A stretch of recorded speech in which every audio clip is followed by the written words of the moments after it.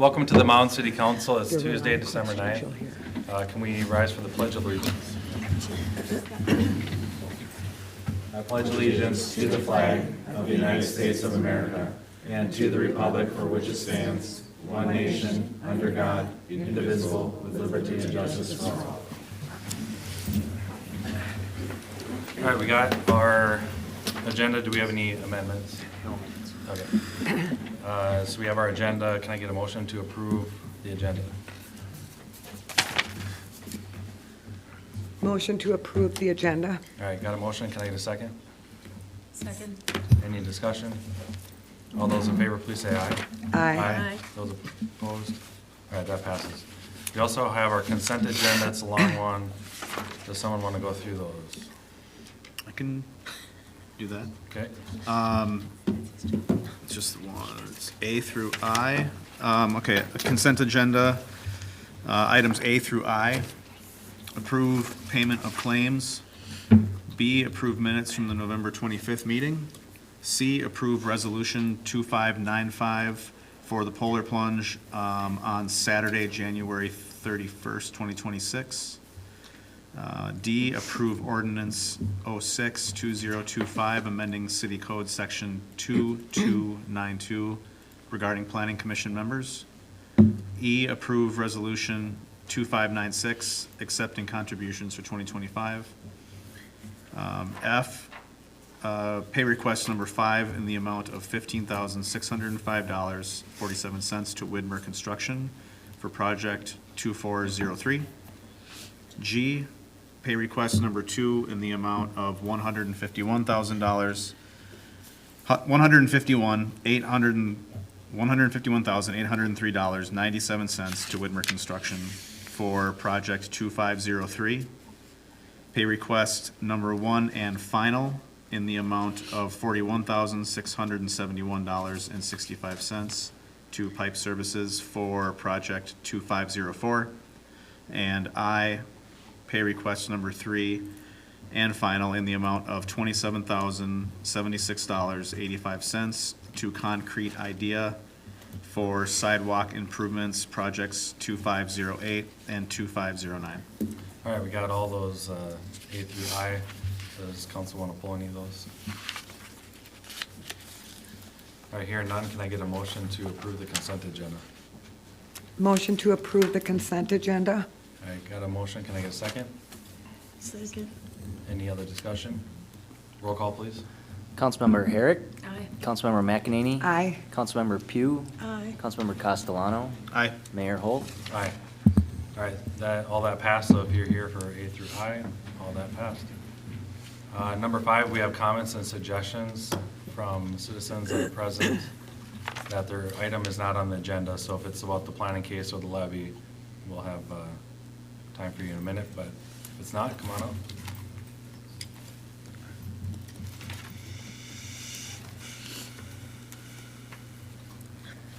All right, hearing none, I got number 6, we're going Orono Police Department with November activity report.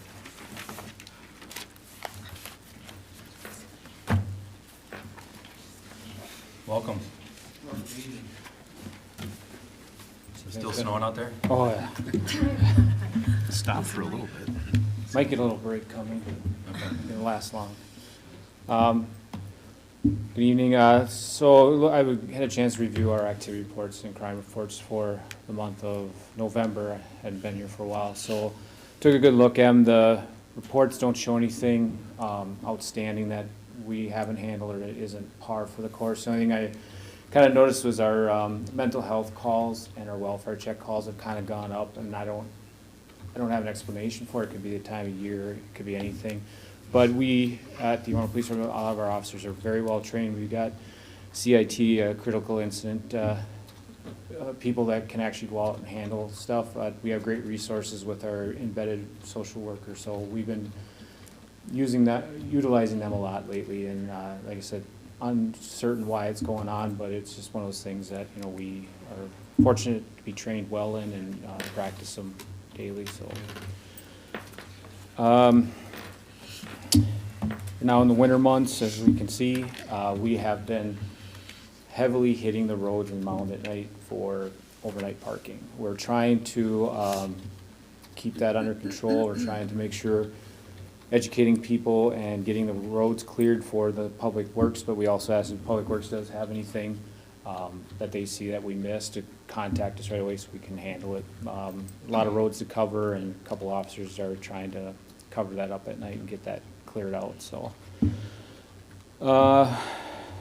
We are, recently, we participated with the Mound City Light Ceremony. It sounds like everything went well. It sounds like we got a fire call just before Santa came, unfortunately, but that happens.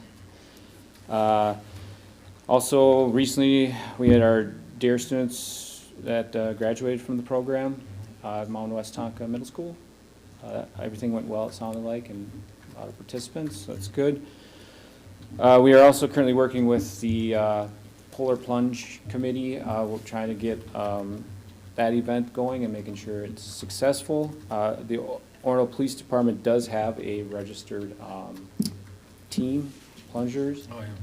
But we are also, like Deputy Chief Wiki advises, like we also are looking for the donations and also looking for participants to join our team. And currently we're at that, we're registered under 5-0, it's too cold. So Is Chief Forniak going to do it again for the third or fourth year? I don't want to speak for him. I'm sure if he can, he will probably be back at it. Seems to enjoy it. We are also, right now, we're in the process of backgrounding 3 candidates for a patrol officer position. We've got 3 good candidates, and I believe at this time we just have 1 opening, which is a great thing for us. So, and then our newest hire, Colton Beck, is still working his way through FTO and hopefully get him going here shortly. So that's pretty much all we kind of had going on this month. It's been just busy with wrapping up year-end stuff with us. So it's been busy, been off and on, so we're still chugging along. Does council have any questions? I was gonna ask about staffing, but I think we cleared that up. How's Onyx doing? Onyx is doing great. He has had many deployments. He's been very busy.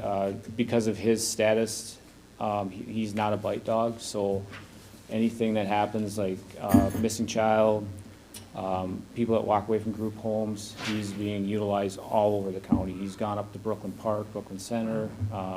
He's been a busy guy, so he's doing really well. That's great. So, I might have made this up, but wasn't there gonna be a second dog as well, or? not in the near future, but there could be, just because the size of the department, and then we have surrounding agencies that have their dogs, so they always are willing to help us out, so. Well, as you mentioned, thank you for bringing Santa to the tree lighting. Yeah. The fire truck was supposed to bring him, and he got called out, so then here he comes in Police escort. police escort. He Always was 10 minutes late, but thank you. We got him, Yeah. good. Appreciate it. Thanks for Yeah, coming. thank you. Thank you. Thanks. All right, next up, we got number 7, Planning Commission recommendation, planning case number 25-13, expansion permit / new replacement house, 2971 Cambridge Lane, applicant Erica Highway, and from Land Shoot on behalf of the owners, Timothy and Joanne Kenny, and we have Rita here. Good evening, Mayor, members of the council, members of the public. Just a second. It's thinking a lot, isn't it? That's unusual.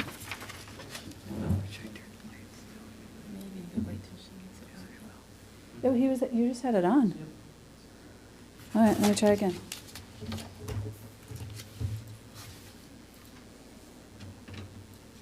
There we go. Who knows? All right. I'm Rita Trapp, planning consultant for the city. I'll be reviewing the expansion permit request for 2971 Cambridge Lane. The property is located on Cambridge Lane, which is on Cooks Bay. It's important to note that Cambridge Lane is a little bit unusual in this area. There is a right-of-way that ends just at this property. Although there is right-of-way there, the actual constructed pavement ends when you're looking north-south. And we'll talk a little bit more about access because that is an important part of this case. The house was originally constructed in 1914. It is non-conforming on the rear and the north sides, and the applicant is seeking to reconstruct the house. It is an expansion permit because it is non-conforming, and they are generally trying to do most things within the footprint of the house. There are two elements that are not, one related to the north side and a deck patio conversion, and then they are going to put on a second story to this house, which is part of the non-conforming element, is that we're expanding the non-conformity up. And so they're asking to maintain the existing non-conforming rear yard setback, which I'll walk through when we actually have some diagrams in front of us. The proposed new construction will increase the footprint of the house from about 1,300 square feet to 1,500 square feet. All areas of the expansion are conforming. It's really kind of the filling in and replacing things that are already non-conforming. There are also additional changes between the existing and the proposed house. They are all labeled on this diagram, A through F. They involve the reconstruction on the patio of the north side, which is going to be slightly smaller, but will still be non-conforming.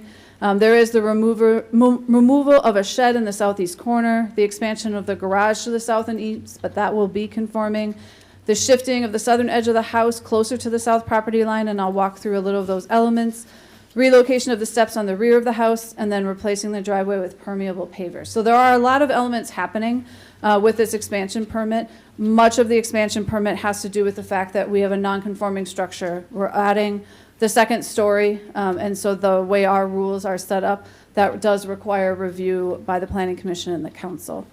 I'm just going to briefly touch on, it is a low-density residential area. There is existing a house. We're replacing it with a house similar to zoning. It is an R1A lot. It's a lot of record. As I said, the house has been constructed since 1914. And obviously, it is a lakeshore lot. Though it is, Brighton Commons is located between this property and the lake, so the Commons does factor in a little bit, and we can talk about that in a moment. We do want to note that the minimum lot area for an R1A lot of record is 6,000. This lot is only 4,000 square feet in size, so that does impact their ability to meet all of the standards. It is located, as I said, adjacent to Brighton Common, and there is approximately 60 feet between the existing and proposed structures and the ordinary high water level. So while they need to have a reduction in the rear yard setback, they do meet the 60-foot ordinary high water level setback because Brighton Common is located between them and the lake itself. The diagrams on here in red and green, so the red is the existing conditions and the green is the proposed conditions. As I said, we are increasing the footprint. We are increasing the stories of the house. And the expansion permit is required for that second story and then the patio. It is slightly smaller, but is still within the north side yard setback. As I talk about setbacks, you can see these just to see the numbers existing and proposed in red are where we have issues, where it is not meeting the code. So those are related to the rear yard, as I said. So instead of 15 feet, it's 9.84 feet. That is an existing condition, and that will remain as part of the new construction. And then on the north side, the side yard, it's really related to the deck, which is 1.4 feet, 4 feet instead of the required 6 feet. And again, that's an existing that will be maintained. Otherwise, the applicant has worked to meet all of the other setback requirements, even as they reconfigure the house and propose something different. Hardcover-wise, the maximum impervious surface for an R1A district lot is 40%. The existing hardcover on the site is 64.69%. Again, I do want to remind you that the lot is only 4,000 square feet in size, so that is part of the challenge. They are reducing the impervious surface, but we are not getting to 40%. The proposed hardcover is reducing down to 48%. The way they are doing that is replacing the bituminous driveway with permeable pavers. And they are trying as best they can to reduce some of the impervious. So, for example, the shed in the southeast corner that's going to be demolished. They are limited to the amount that they can remove because of the way that access is provided. So this seems like a good time as we kind of talk through this to talk through the situation for this property. North of this, so this property, north of this property is another property that gains access to their property through a portion of a driveway and then going across the driveway surface of this property. So I'm going to call them the northern property and the applicant property. You can see this is from the applicant survey, estimating the portion of the driveway that's needed for them to cross. So one of the elements of reducing impervious surface is that there's a lot of this area for driveway that needs to remain because it is providing access to the property to the north. It also is providing parking according to the applicant as well as the property owners to the north. They do park on each other's driveways and surfaces because of the situation. Cambridge Lane ends, as you can see, right at this property. It's only about seven feet of this property that can be accessed from Cambridge Lane, and then it ends. So parking is a little bit of a challenge in this area, and you do have some imagery that kind of shows you this is the garage of the house that is proposed to be demolished and replaced. So it is a fairly tight situation, and that's one of the reasons that impervious surface, it's an improvement down to 48%, but given all of the situation, it's probably difficult to reduce it any farther. And how we have done it in the past and continue to do is we want them to at least maintain, if not improve, the hardcover percentage as we work through any future applications. A couple other applicant-related elements. The yard encroachments, there is a proposed bay window on the second-story rear wall. It does not meet code, so we've already noted the fact that it needs to be shrunk in size. The intent of the code is that we don't want to have to increase the livable area by having a bay window that in essence provides more than 8 square feet of area. And so right now they're proposing larger than that, and so that will need to be adjusted. That's part of the code and something we've talked about in many different applications over the years. Also, there's a, let's see, mechanical equipment and staircases, and those are things that will need to be adjusted if as needed. So these are minor elements that are noted in the applicant report. And not something I'd spend a lot of time on tonight, but we have made note of anything that needed to be adjusted. We are meeting the minimum elevation for the floodplain, and we did have a discussion at the Planning Commission meeting that the elevator pit will meet those requirements. It will not need to be sunk as it has been in the past. That's a change in how elevator pits are being designed these days. So they will be able to meet any of the proposed elevation requirements. There was a note about construction parking. Again, this diagram reinforces Cambridge Lane does not connect through this area, and there is actually a topography in this area. So construction will need to be staged and thought about to make sure that it does not block access to any of the properties that currently exist in this area. And this again kind of reinforces the applicant is this middle property. The one with access concerns is located to the north. And those are the things that the Planning Commission did discuss, and I'll kind of walk through with you this evening. Application was distributed as is customary to agency consultants, and we didn't receive any comments. Public comment, the primary public comment is coming from the property owners to the north from the northern property. So again, this property. The concern is about the access and making sure that they have access to the property. The applicant, as you can see from the diagram, did push the new house farther to the south, even though they are coming out to the road a little bit more. They did try and push it to the south to provide continued access, as has been customary in the past. So that is something that they have addressed. I'm going to move on to the Planning Commission because there's a bunch of slides that are related. The Planning Commission discussion really focused on this access question and concern about making sure that access is continued to be provided. The vote from the Planning Commission was voted for approval, recommendation of approval. There was one dissenter, and that dissenter primarily, my understanding, put that in there to make sure that we had additional discussion before we came forward to you, so that you had additional information that you could use in making a determination on this case. So it wasn't that he was opposed to the project, it was more the concern about legal ramifications to the city and how access would be continued to be provided in the future. After that, the Planning Commission asked staff to meet and share that information with the property owners, what the findings that we had were. Staff did meet subsequent the next week from the Planning Commission, and then we provided a summary to the applicant and to the neighbor in advance of this packet being prepared. So the information that you received in the packet is the same information that we shared with the property owners. So to walk through that, a few of the different concerns that were raised at the Planning Commission that staff met. So as I noted in the packet, the staff meeting included the city manager, city attorney, city engineers, public works, community development, and myself. So kind of all the players that have different pieces of information that come together to understand the impacts of this case. One element that was presented at the Planning Commission was the fact that of whether or not there was any potential prescriptive rights for the northern property to access or go across the southern property. The city attorney has confirmed it is Torrance property, which means there cannot be specifically adverse possession or prescriptive rights. So that issue of, because they've been using this property for a long time, means that they for sure have access across the property, is not the situation because of the nature of this particular property. That can happen in other situations, but it cannot happen because of the fact that this is Torrance property, which is a very specific type of legal status.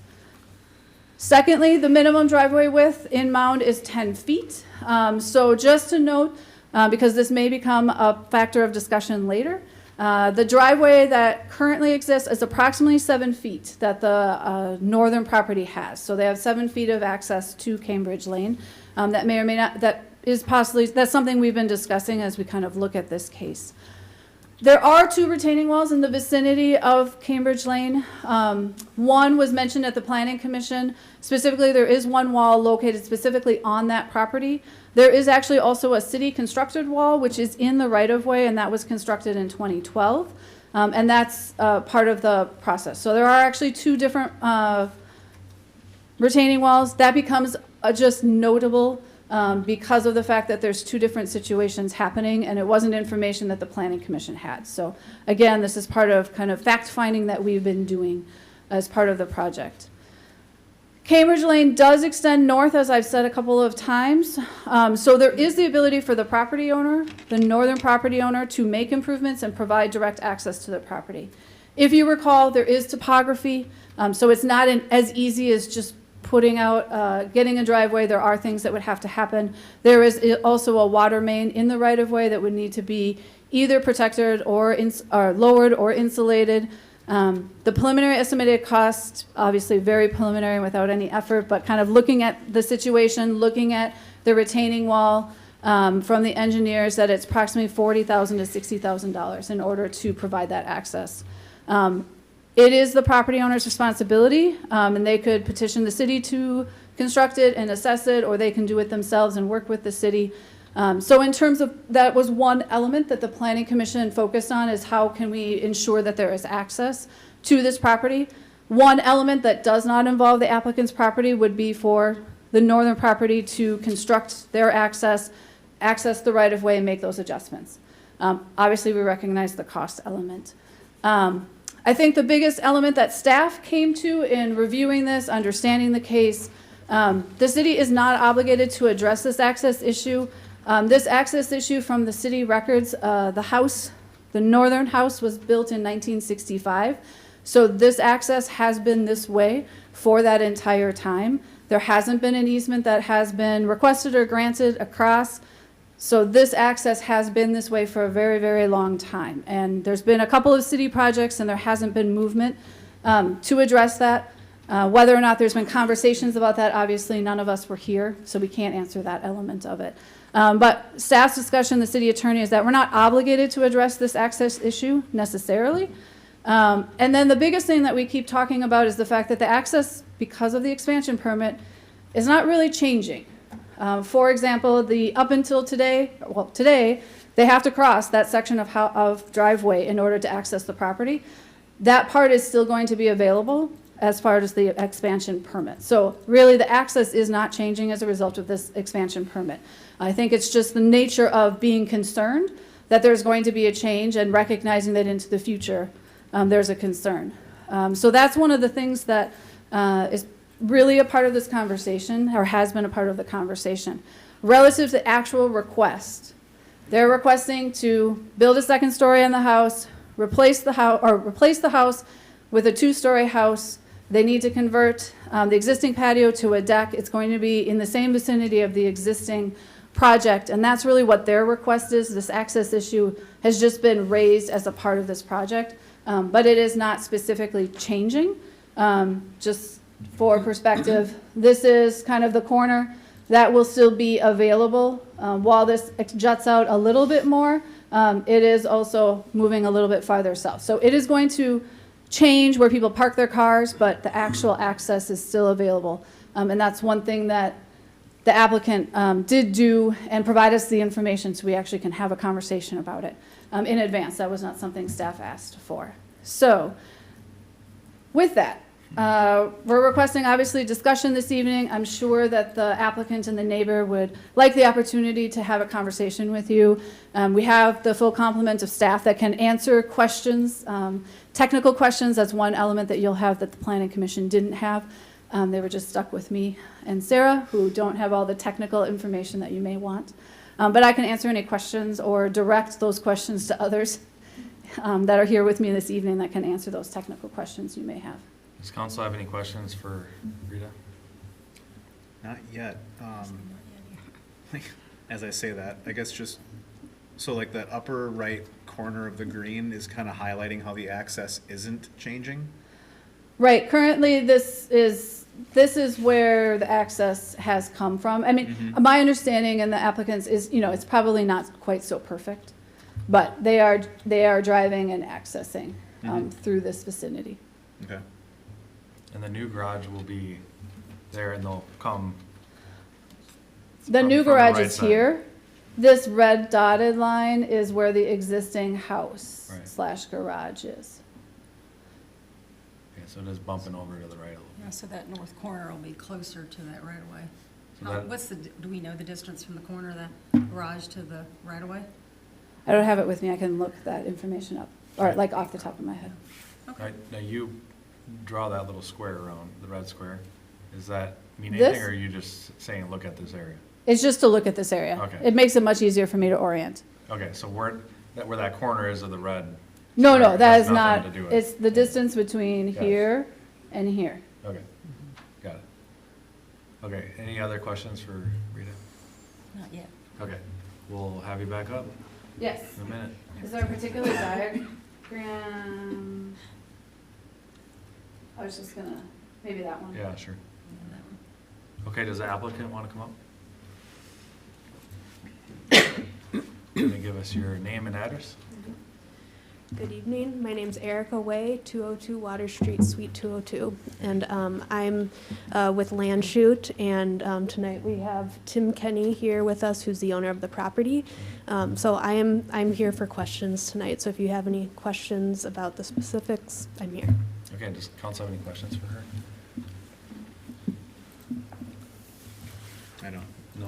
not yet. Not really. Unless, do you know that distance from the end of the, north end of the garage to the right of way, or to the road? It's pretty much along the setback line, which is 20 feet. 20 feet. So 20 feet, maybe plus a little bit, is what it is to the right of way. I'm just thinking snow removal and how much, right now it's snowing, and what it'll take to be able to get around that corner to the door.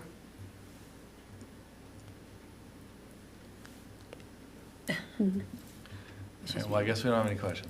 Okay. Thanks. Thank you. Let's work on it. Does anybody else want to come up and talk about this project? You want to come up and give us your name and address? Good evening, everybody. My name is Trent Sims. I'm the property owner on North 2957 Cambridge Lane. I don't have a problem with the construction project at all. I think it's gonna look great. My relationship with Tim has always been great. I've lived in the house for 15 years now. Never had a problem. My main issue is obviously with the access to this house. It's a very unique situation. Originally, it was how far the driveway was sticking out, or the garage was sticking out, because when they have cars in their driveway, it'll be hanging out into the road, and their property marker is actually a few feet into the roadway right now. So the way it looks, the property line actually takes up about 2.5 feet of the road. So when they do have cars there in the future, it's never been a problem to pass because it's only been their temporary home. And they're obviously parked further out, so it's not a problem. That one thing was a problem, and then I kind of think that this whole corner of the property thing is a newer, bigger problem. You brought up snow removal. One of you guys brought up snow removal. Right now, all of the snow gets plowed right to the end of Cambridge Lane. So right now, I got about 0 feet of access because it gets blocked. My entire access gets blocked with that plowing. So that's another thing that's gonna be an issue in the wintertime.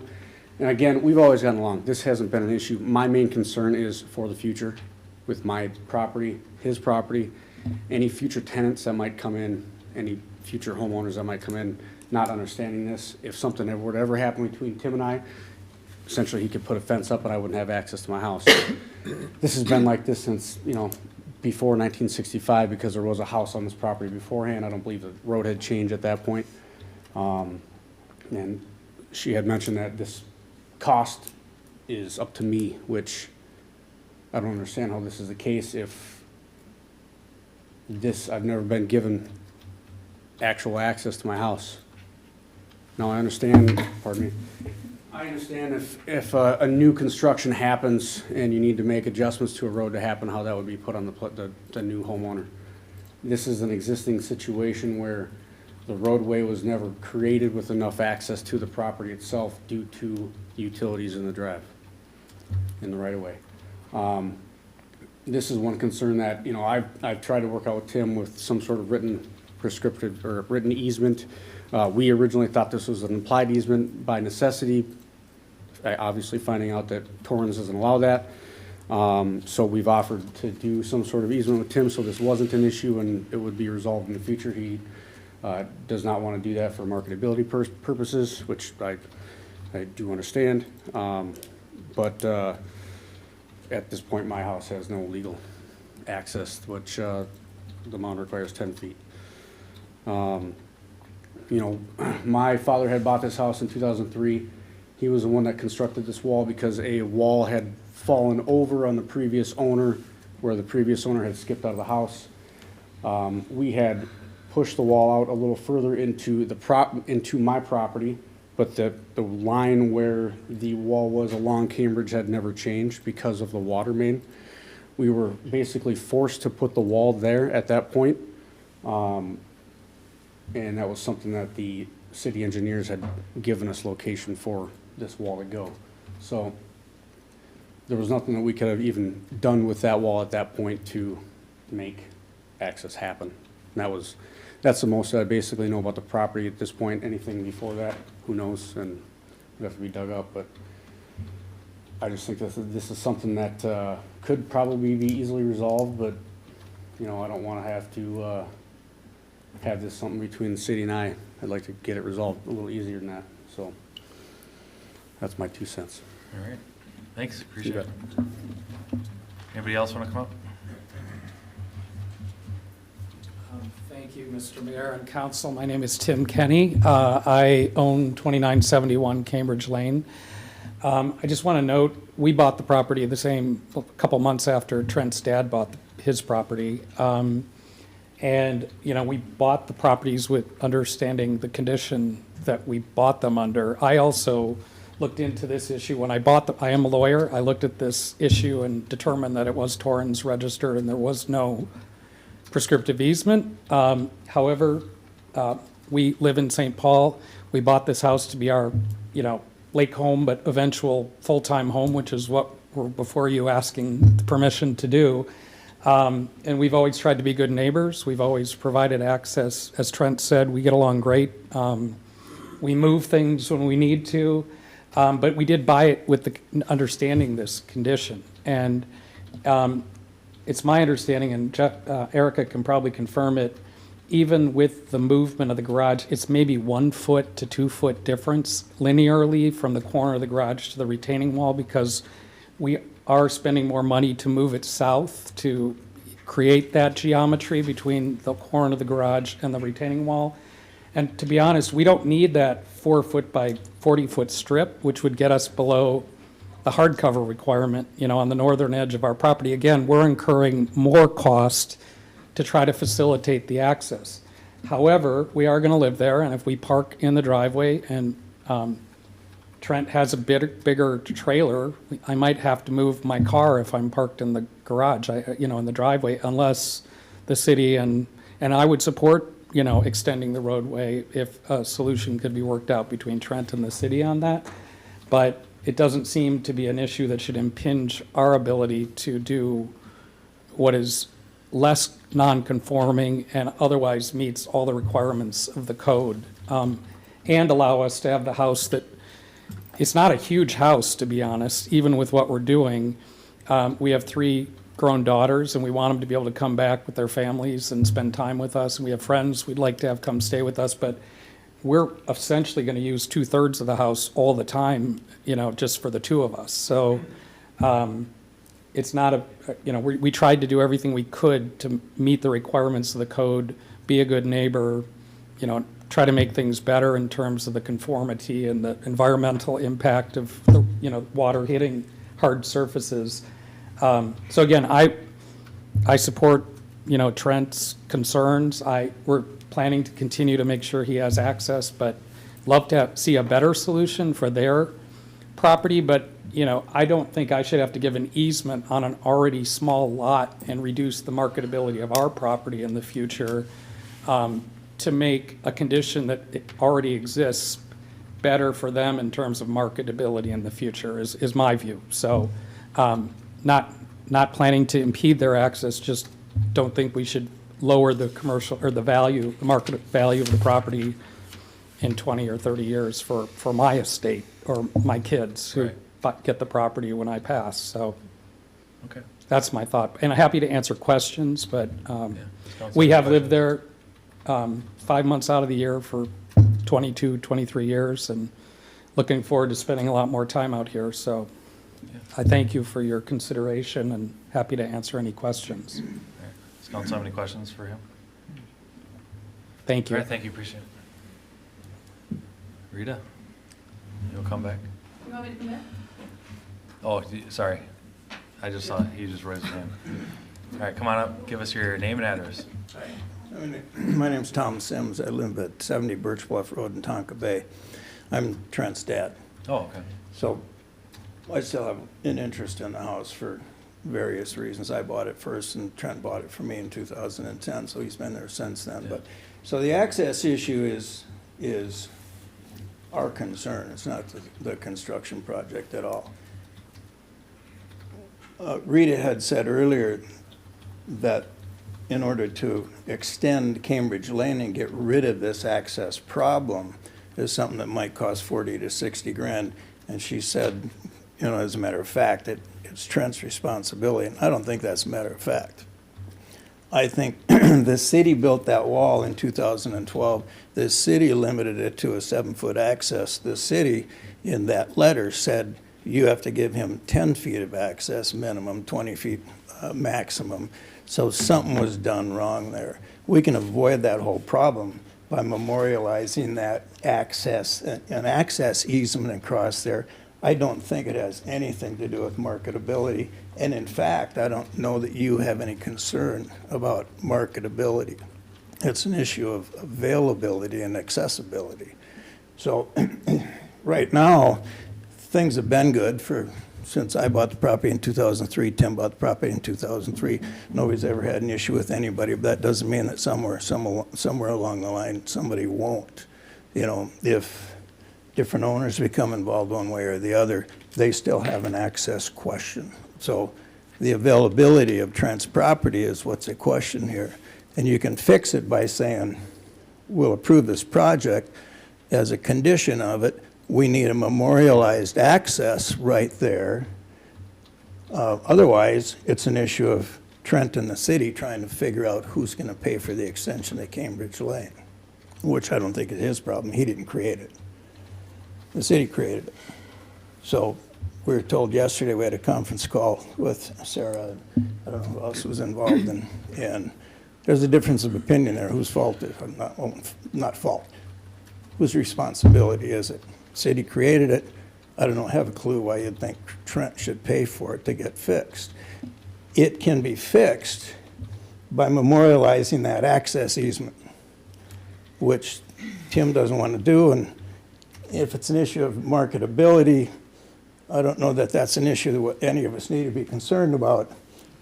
And in fact, that's an unusable piece of asphalt right there anyway, so it's not going to affect any market to anybody. So that's kind of the gist of things here that you guys have to consider. This project is here. The neighbor has an access problem that we created.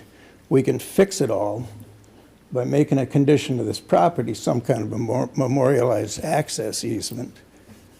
And if that isn't the answer, then we need to fix the Cambridge Lane access. And we can't dump that on his lap because he had nothing to do with it. So that's really what it boils down to. Okay, thank you. You know, this was a lot of our conversation at the planning meeting. Ryan, can you offer any insight into this, or Brian, in terms of what it would take to fix Cambridge Road, or?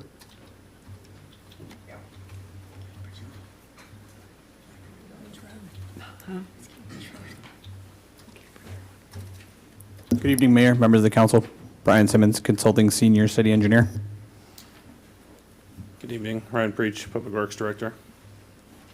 So Ryan and mostly Matt, but I've been part of this discussion as well in preparation for tonight. You saw Rita put up a number there on her slides that was a rough estimate of $40,000 to $60,000. There's a couple of things that have to be considered in terms of a constructed improvement to change or extend Cambridge Lane. Obviously, the water main would have to be relocated, lowered, or insulated so that there's adequate cover so it doesn't freeze. Portions of that retaining wall would have to be rebuilt, and then obviously new pavement. So that's where the $40,000 to $60,000 number range comes from. Does that help what you're asking? Well, I guess part of all of our confusion and concern was, did the city create this problem? And if the city created the problem, why can't the city take on the condition to fix it, so this property owner has some access beyond what is cutting over the other property owner's driveway to access? Right. From an engineering standpoint, maybe, Scott, is this a good time to pass some of this over to you? Do you have an opinion to render here? Yes. Mayor, members of the council, Scott Landsman, city attorney. The situation with regard to the access, and these are facts from my understanding, the access existed in this manner prior to 2012. So, in fact, it probably existed when the house was built in 65, and my understanding there was, from what I've heard today, is that there was a house there before 65, and so it was a similar access. When the city does public works projects, such as this, its job is not to do investigations of properties to make a determination if there are access issues. The issue that would be an issue for the city is that if we actually took away access. So, for instance, as an example, let's say you have a piece of property that has an access and you're going to do a public road improvement and you close an access down, you have to make sure it has an access at another part. That's not what happened here, from my understanding. And so the city didn't create, so in that instance, the city did not create the situation, and they did not make the burden more on the property than it was before. And that's what you would look at for this situation. Does that help? I mean, I guess at what point, because this is part of the city, does the city say, yes, this is a huge issue that was created, you know, in whatever, 1914 or whenever the house was built. Do we have any culpability to try to create some ease for this resident? Or are you saying that this, I think we all need to understand this. That's why I'm asking this. does the city have any culpability in terms of trying to make the north property owner's life easier by fixing something on Cambridge? I would say generally, if there's an issue created by the city, for instance, back in 1914, when I'm assuming the homes were built, or 1965, there's a time period for that to be redressed. There's a doctrine of latches, meaning it's called the sit in your hands defense. And if parties sit in their hands too long enough, their claim against another party will, in essence, fizzle out. So this is if this was in fact created back in 1965, that's a long time period. I'm assuming you're not going to find somebody who was in the city council and made decisions back then around anymore. I could be wrong. So the burden, no matter how generous the city of Mound would want to be, splitting it with the north neighbor or not, the burden would automatically, in this case, fall on the north property owner to So- ease his access? So if we are to construct I'll say a municipal sized or type solution to something like this, it has to be done within, rights of way or easements or other, physical land devices and vehicles that the city has access to, so that we're not constructing municipal infrastructure on private property without some rights over it. And additionally, if this were a development, right, if this was a blank slate, so they were building here new at the end of a roadway, and they asked us to extend utilities in a roadway, that extension would be assessed to those benefiting properties. So, we can undertake that, but also they then share in the cost. And whether or not there's a cost sharing, that's a decision for the council. It's not an obligation on the city, but it's similar to when cities sometimes do road reconstructions or mill overlay. They'll have a specific assessment charged to the city, and they'll pick up the rest. It'd be a similar situation, but there's not an obligation to do that. There is possible, and that 40 to 60,000, I know because you're talking about the water main and then the wall. Is that putting in a street, or are you looking at a improved driveway area? 'Cause that's, I don't know that there isn't room there to construct a conforming city street. Yeah, so you're looking at So we'll be looking at driveway improving what is there or replacing what is there. Also, I believe that the cap that was enacted on assessments still stands at $6,600 per ERU. Even though we have, in general, moved away from assessing for projects, improvement projects, that 429 process remains the same, and Mound's code still includes that cap that was enacted a number of years ago, in 2018. If you recall, when we reached the end of our major capital improvement projects that were using assessments for funding processes. So if that provides you with any, piece in that would also apply here. except in the fact that if it was by agreement, then I'm assuming it can be modified. Yeah, or It's if a petition item. if they petitioned for yep. I guess I should clarify, if we chose to undertake it, then that cap would apply. If it was petitioned, then that cap does not apply. Is that helpful? Did I clear it up, Scott? Thank you. So question, I think Rita was the one that mentioned that this driveway, or someone did, that the driveway was actually 2 feet into the road. Is that the property line? That was not me. Okay, sorry. No, that's okay. It was you, okay. Do we know if that's true?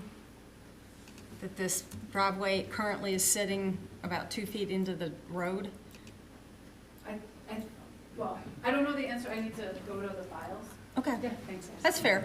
But I think what the comment was that the property irons are found into the Okay. right-of-way, not that the driveway is, just that, the question is, this shows it really, really perfect, where Cambridge Lane, and I think the implication was it's not quite so situated as is typical in Mound. So I can, if I escape, I can go and look at that information. It's just, I can't do it while my computer's projecting things. I don't know if Sarah knows, but maybe you do. But, I mean, when I went out and looked at Hennepin County's property map, and it shows that as a road going straight through. And I know that at some point it must have changed and became a curve into Leslie Road? So it's You kept saying challenging. that it was dead-ended? It's challenging to look at Hennepin County property records because that's just the plat. Right, And when we right. platted things here in Mound, we didn't actually pay attention to the topography or, Yep. you know. There's you a big can- you hill can- there, right? Yeah, there's a hill there. I mean, all kinds of places in Mound. Probably a dirt road. And then also it's important to recognize that exactly how it overlays on the aerial is not exactly right. So as long as we all recognize that it's good for orientation purposes, it's not good for preciseness purposes. Got So, that. like, okay. So that's, I guess, my next question is, what were we thinking when we put a road in? I mean, like, do we even know, can a fire truck get through there? Is that what the 10 feet is about?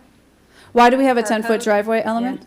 It's just the minimum requirement when anybody is going to construct a driveway is 10 feet. So someone can't, that's a standard for every property in Mound. If you're going to create a driveway, it has to be between 10 feet and 24? I mean, Okay. I guess I'm just questioning, what were we thinking back in 1930 or whatever Well, year I was? guess, you Why know- didn't we build that retaining wall 5 feet back or something? So Yeah, and that I they can't would- answer They all would have a those. valid driveway. I mean, Yeah, the challenge also is to remember that Mound actually wasn't it wasn't a city, right? It was, Right, it was yeah. 3 separate entities Yeah. that were back before zoning was actually a thing, and And it the probably surveys was don't horse and match, buggy and so, back then. yes, I totally agree with you. I mean- Lots of places in Mound do I question why. I'm with you. And then the retaining walls, there's some notations in some of the documentation, I think, from the property jacket, that some things have shifted over time in terms of the hill and retaining walls and things. So how much time we spend in the past versus the situation Yeah. today is always a little what are we gonna deal challenging. with? Right. But I totally understand, it is a quandary for us all. Yeah, I mean, I think the development is beautiful, and I have no problems with that. I mean, I'm just questioning, how did we get here, which obviously doesn't really matter, because I we've got to totally move understand why forward. we want to know. I think it's unfortunate for both property owners, and I get both of their points, but, I mean, it's just like, how did we do this? I just- Once again, So Yeah. we Yes, have, the option to fix it, or? on page 3107, do we want to pull that up?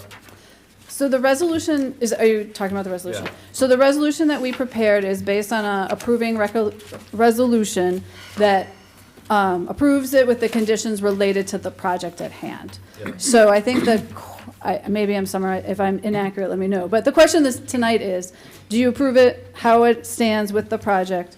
And then the whole conversation about how to provide access could be part of this resolution, or it could be part of a separate conversation you continue to have. It's how much does this access get tied to the project at hand? And is it the responsibility in any way, shape, or form relative to this project and this applicant, or is it related to something separate? And how do we handle that? Because the resolution does not have anything related to the access in it. We stuck to the project and the conditions and did not include any requirements related to access as part of the resolution. Did that make sense? Yeah, your computer's not up, I guess, but. It's mine, are I you- actually are- have it. Are you able to pull up the Hennepin County? Oh, yeah. That's not in the packet, so when I go on the county website, I feel like I see a better, I see a better view of it that I think will help everybody.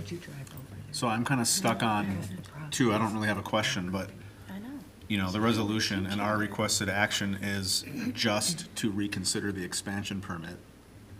And I'm on page 3106, where, you know, and number 5 above that, stating that the access is not changing with the requested expansion permit. So, I mean, we're just issuing the expansion permit or not. Yeah.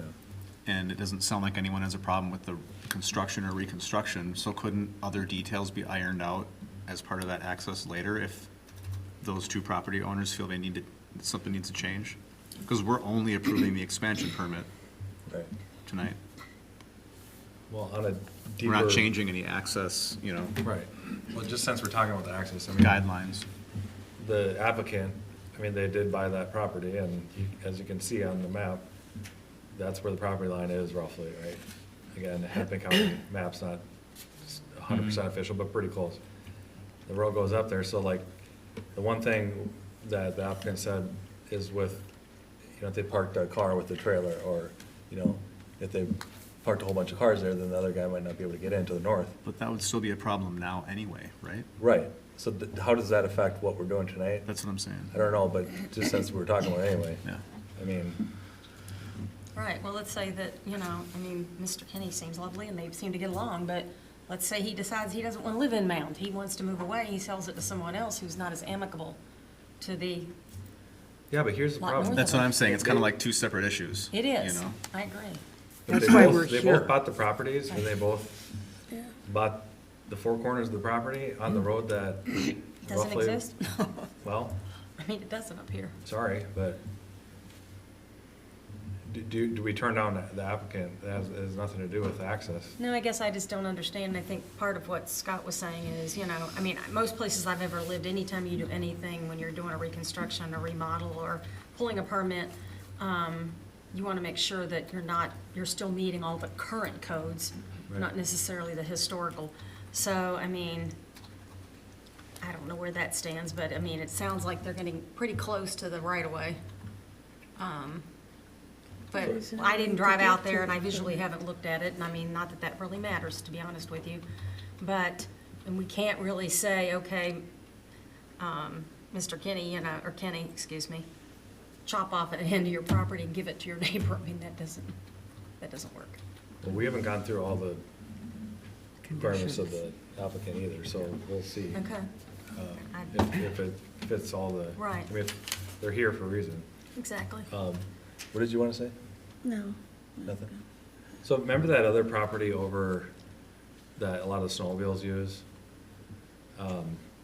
To access the lake, and it goes right over the guy's driveway? Do you remember that one? You guys know about it, come on. The one, Well, Yeah, I feel like I get a Which little bit of one? a pass because I okay. have Anyway, I know you all know about it, but there's a. 20 years in, it's a long We have time. a slice, just like what that other deal showed, that shows like how that guy's, the north guy's accessing the property over the south property line, right? Again, like an easement or whatever. But do they actually have an easement? Because there is that's. Well, the problem is council, this happened to us, this is before all of us, but they passed to let this guy build his house there. But we can still, because we gave him, we let him build his driveway over a road. Well, all the old school Mound people are like, well, that's a road that heads to the lake, right? Oh, yeah, I know this. Go away, Oh my go away. gosh, Yeah. that one? Yeah, go. That had so many layers. Okay, Yeah. so my point is, Thanks. that's different, because they actually had, we said, yes, you can build this and you Didn't they can have a access public it access permit? because of, Yeah, A public and- lands and permit. Think of it this way, is that right-of-way doesn't end at the curb. There's also the boulevard area, Right. and we allow people to build their driveway into the boulevard, and maintain grass there. And there's a rationale that this road, unimproved roadway to the lake is similar to like a boulevard where they can have access over it. And that's probably why it was granted. So it's a different situation than, private property, like we're talking about here. well, it's, yeah, public as in we own Right. the We own the Galway. road. And then the house, we let them build down there, saying that, no, you still gotta let snowmobiles go across your driveway. Yeah. Part of your driveway. It's But they just a also sliver. did a public access permit, so they were building a private driveway on a public Public. street, Right. Yeah. right? So that's different So than, this doesn't relate at all to this, about how we could sliver off. We can't sliver it off because he owns it, Yeah, and he's not gonna wanna sell it, because it's not his problem. Got it. But Cambridge Road is our responsibility, Well, the city road, man. And do we plow that, Ryan? and you plow straight north and throw it in the, They should be back dragging it out. okay. And pushing it down Manchester. If they're not, I'll let them know because it's a new driver this year. New driver. Driver. that's what he said, driver. I thought you said driveway. Yeah, that's what it sounded like at first, and, Yeah, right. New driveway, driver this year. yeah. Yeah, I'm concerned about safety too, just as far as like, if we've got to get a fire truck in there, let's just say Mr. Kenny is out, snowmobiling, and he's got 4 cars parked in his driveway, which may not even be possible, let's just say 3. And how does the fire truck get in? Is he gonna have to go up on Leslie and pump the water over the hill, or, what? Yeah, I can't answer. It's the situation that we have today. Yeah, I was gonna Well, I say, can yeah, answer. that's a situation that's happening now already. But I understand. But they're amicable right now. I know, but that's No, what it's I'm a trying to totally say. I'm like, legitimate tonight, concern. It's- if I we're mean- only talking about the expansion permit, it sounds like the rest of this is kind of like a Well, but ongoing. that north corner of the garage will extend out slightly, which the picture's not up there right now. I can switch over. Can I say one thing? It's just that actually the garage setback that pushes the cars further out towards the street. It's the face of the garage that is actually creating Yeah, the right away that she's talking about with fire trucks. That- Again, that's not necessarily my concern. so what are we doing with, why are they here? Why are they here? Yeah, So we have something called an expansion permit, and Okay. that says that if you are going to expand an existing non-conforming structure, so something does not meet setbacks and you want to make it bigger within kind of the area that you're already non-conforming, you have to ask us for a permit. What's important to some degree is, I'm gonna zoom in a little bit, I think I can zoom in a little bit more. And unfortunately, this is just gonna make things, maybe it'll make it simpler, or maybe it'll make it more complicated. We'll see. But, this line is your setback line, your front yard setback. Oh, okay. And they are going to that line, but they're not increasing past that line. So they are building within The setback. what you would allow them to do. So in theory, they could tear down this house and build a house within this, and you wouldn't even see it. It would just go for a building permit. Yeah. What makes it non-conforming is this rear and this little part of the patio, which is how they access into the house. So I guess maybe I misunderstood. So the top of that box is not the edge of the garage? the This is, proposed right here. garage, That's going to remain where it is, on the north side? Well, this is where the edge of the garage is right now, Okay, and this is where it's going to be. so it'll. But in both situations, it's what is conforming. yeah. And they could, again, as I said, they could tear down this whole house, and they could have proposed a house within this boundary, and nobody would have seen the materials. We would have just approved it, and this issue would still be here, that we're here discussing this evening. That's kind of why I was bringing So- that up. So this Again, happened. I'm not saying that it does not solve your access issue that we're all concerned about. Yeah. It is just framing of this application and the challenge that we're facing. It doesn't resolve the access issue. Nope.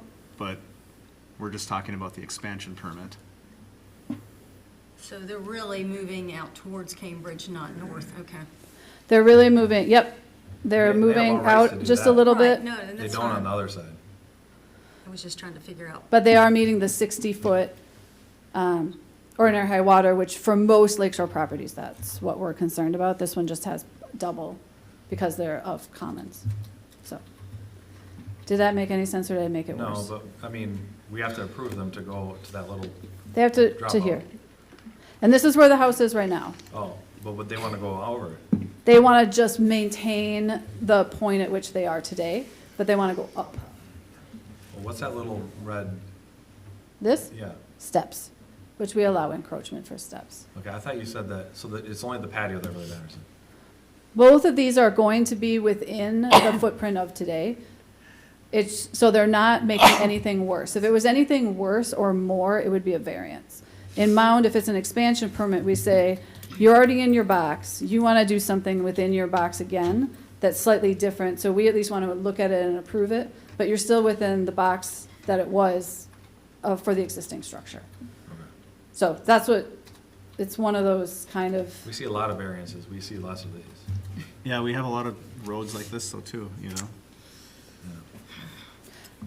But you don't see as unfortunately- many expansion permits because we've adjusted them over the years, because when we first had them, all of them got approved, and so every once in a while, we'd go back to you and to the council and the planning commission and say, well, you've approved all of the expansion permits, can we make them so they can be done administratively? This one qualifies as more because they are putting on the second story, but a lot of the expansion permits, staff just reviews, because you've generally felt like if you're within the box of the house, then it's not that big of a deal. If you're filling, we always talk about it in terms of filling in. If you're filling in wherever you have been, everybody's used to it, it's not that big of a deal.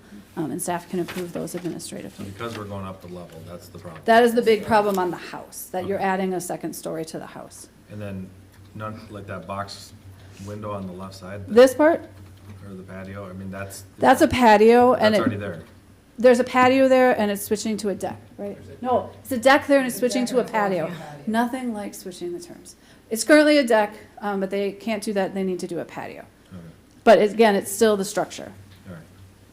and it's there today.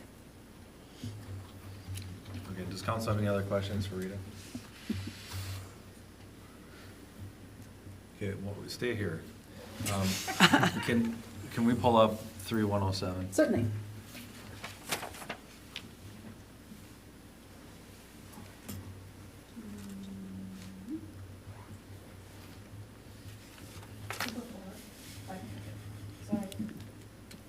Did you give me a page number? 3107. I just realized that was the actual page number. Sorry. There we go.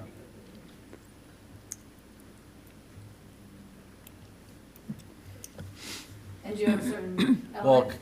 so that's fine. If you go to the next page, Yep.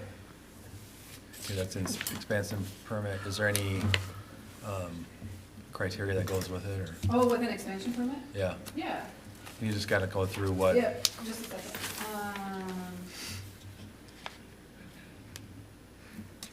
Yeah, we split over 2 pages. So, I better put this here. And just So- before we do that, this Yeah. was looked at by planning. Planning was, except for one person. 6-1. 6-1 for it. The one person had reservations that they wanted to solve by now. They mostly were concerned about the legal, how I understood it, Sarah agrees, it was mostly, and hopefully Councilmember McEnany, it was mostly about making sure that we had the information you would need about the city's obligations or requirements because of the fact that access wasn't granted. That was his biggest concern, and that's why he gave his direction, was hoping that we would meet with the attorney, with the engineers, and make sure we had a really thorough understanding of the situation so that you had all the information you needed. Okay. And we didn't have any of that information at Right. the planning. Okay. So that was, thank you for getting all that.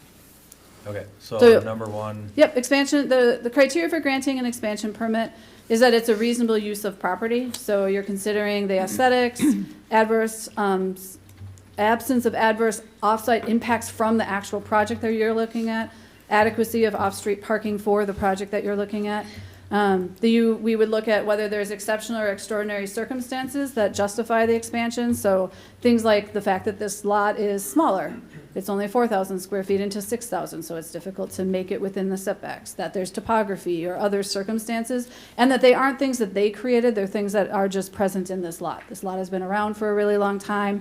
The 1914 house clearly has been where it has been for a long time, so it's reasonable that they might want to just construct something in the same location. Everybody around them is used to where this house is, so the fact that you're putting a house back is going to be something everybody's used to. That they wouldn't adversely affect or alter the essential character of the neighborhood, and that it's the minimum needed, that they, I don't know, you didn't do a 4-car garage on a 4,000 square foot lot, that it's reasonable what they're asking for, and they did as much as they could to address the issues that are present with the requirements. Did that help? yeah, that does help. Okay. So kind of to your point, again, they're asking for expansion permits, pretty straightforward. The easement or lack of it's been a problem from before. This has nothing to do with this technically. I mean, I would say that, that's up to the work of both of them, but like if we're sticking to approving just the resolution on the agenda, we're only talking about the expansion permit that isn't increasing the degree of nonconformity. I understand like the difficulty of the situation, but it's like an existing situation. Yeah. Like when the planning commission approved 6-1 to approve the expansion permit, we're just talking about the expansion permit. Right. And the ongoing thing of, like, Councilmember Herrick said, if someone moves and someone, if things aren't as amicable, like that is something that could already happen. Hopefully not. Yeah. But if one of them moves and someone else, that's an issue that's already existing, separate from this. Okay, Councilmember Pugh, did you say? Is that little triangle, is that's we're driving over, is that going to be pavers, or will that remain blacktop like it currently is? It's part of the pavers for the whole driveway system, so. All right, So Councilor- that whole element is new permeable pavers that the applicant is proposing to address hardcover. Is that gonna become a problem for the plows and stuff? I mean, are we gonna end up replacing pavers every year? That would I mean- be the property owner's problem, I think. I don't know, we have pavers in other locations in the Right, that city. have failed. Right, but I can't answer specifically that it's different for this property. All right, any other questions for anybody? Okay, well, let's take a vote then. Does someone want to make a motion? We're just making a motion for the resolution, right? If you want to, yeah. Yeah. Yeah. I'd make a motion to approve resolution 2597, planning case 2513. Okay, got a motion, I get a second? Second. Any other discussion? All those in favor, please say aye. Aye. Those opposed? All right, that passes. All right, thanks, Rita. Yep. All right, number 8, we got 2026 final levy and budget discussion and approval. Thank you, everybody.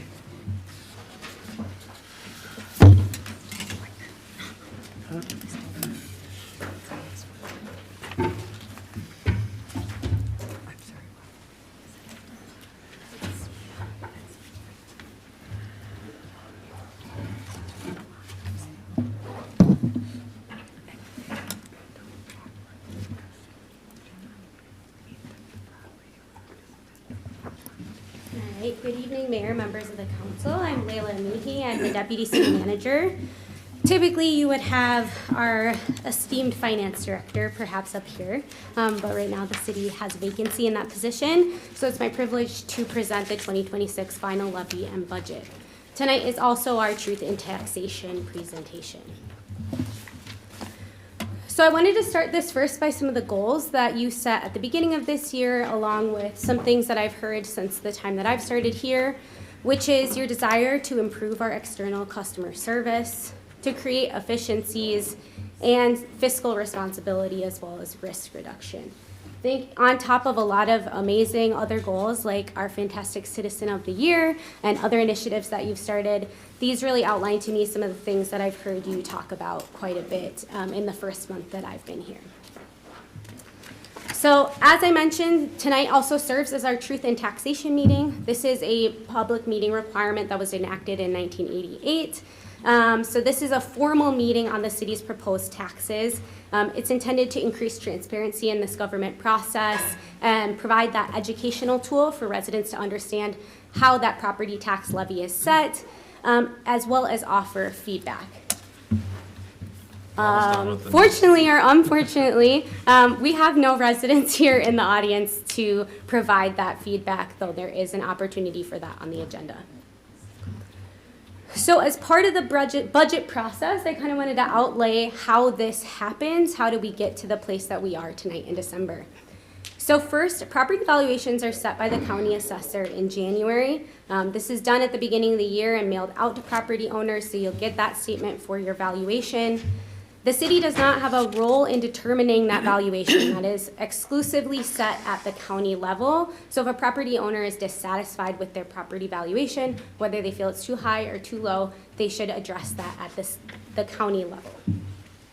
The city then must set a preliminary levy that's sent to the county in September, and then a final levy set at the end of December. At any time in between that, cities can adopt that final levy, but most cities do leave that through December. A city's final tax levy can only be the same or less than that preliminary levy. So this is an item that was also in the newsletter. So what is your tax dollar? How is that split up for every $1 you pay in taxes? What percentage goes to every different entity? Here in Mound, about 27 cents goes to the school district. About 32 cents goes to the city and the HRA. Just under 40 cents goes to the county, and then some other very minor fees for the Met Council, LMCD, things like that. On the city end, our budget timeline has looked like this. In September, we reviewed and adopted a preliminary levy for both the city and the HRA. We did send that in accordance with the Hennepin County timeline to the county. At November 25th, the council approved rate schedules, user fees, and our general fee schedule. That does make up a portion of the budget. And then tonight, again, we have that truth in taxation presentation, as well as our final levy and budget presentation. The city is required to send this information to the county by December 26th. So what are some highlights of this budget? The city's taxable market value did increase this year. And the city continued to work on utility rate stabilization, using those franchise fees to supplement water and sewer funds. In 2025, the city began that 5-year period of necessary street rehabilitation projects, known as our SROP, or Street Rehab and Overlay Plan, to address some street projects through 2029. The city continued to focus on the maintenance of that capital reserve fund in an effort to rely less on debt and or assessing properties for those major capital projects. And the city is continuing to follow that financial management plan, or FMP, as well as our utility rate study to evaluate options for potential water treatment plants, as well as kind of consider how we get right side up on some of those funds. So to develop the budget, staff reviews finalized contracts and confirmed costs for related budget items. Again, in your November meeting, you did adopt those utility rates, which goes as a part of this budget. And then there is this proposal where we discuss this full-time staff position. This was asked in earlier meetings prior to my start, was a staff member included in this budget? Initially it was not, but I'm gonna talk through a little bit of how we're adding that staff member into this budget. So code enforcement has been a big point of conversation for this council. Responsiveness and the time that it takes to get through code enforcement cases. We currently staff code enforcement with this position that is split between many things. So our field officer oversees our code enforcement administration. This position also does our emergency management. They took that on once we went to contracted police for the city of Orono, as well as respond to daytime calls for fire service. So this is a lot of demands on one position, and I think that makes it really challenging for some of those administrative functions of code enforcement. So we've heard from you all that you'd like that higher level of responsiveness, as well as reduced wait times for code enforcement. But our current staffing model is really not adequate to have that increased level of service. So utilizing the levy that we have already set in our preliminary levy, we have calculated that there is the funds within this budget to add a planning tech / code enforcement administrator. So this would be a front desk person who would sit at the front desk of City Hall. They would help track complaints, issue letters, and communicate with residents, as well as support other planning functions. This is a position that we used to have and no longer have. But it will free up the capacity for that field officer to really focus on documentation, litigation, as well as working alongside Orono Police Department and Hennepin County to provide support. A lot of times on some of those worst cases, in terms of code enforcement, we're either taking them to litigation because they simply refuse to deal with the issue, or it's someone who's having sort of a mental health crisis or a hoarder home, and that takes quite a lot of legwork to help make sure that they get the services that they need. What this will do is in 2026, create a predictable system and process for code enforcement that's reliable for residents. The remainder of their time can assist with customer service in the planning department. So we have some of these same concerns, not at the same level about just getting back to people on permits, walking people through the fact that we have a contract building official that can be kind of confusing. So this is gonna really create some additional capacity at an administration level. This is new to the budget, so if it makes sense, I can pause here for some questions on this, otherwise I can continue. Let's just pause for a second. I know we talked about this last time, I think, or a couple times ago. And I think this was kind of important, so I'd imagine we're all probably on the same page. And thanks for a couple of you guys for recommending that. So, the other thing too, remember, our field officer does another job too, right? So we're one of our goals for this year was to work on code enforcement, and this is really gonna help that. Plus everything else we gotta go do it. Plus, remember, we're gonna have our new finance director too, which was already included in the budget. Okay. Great.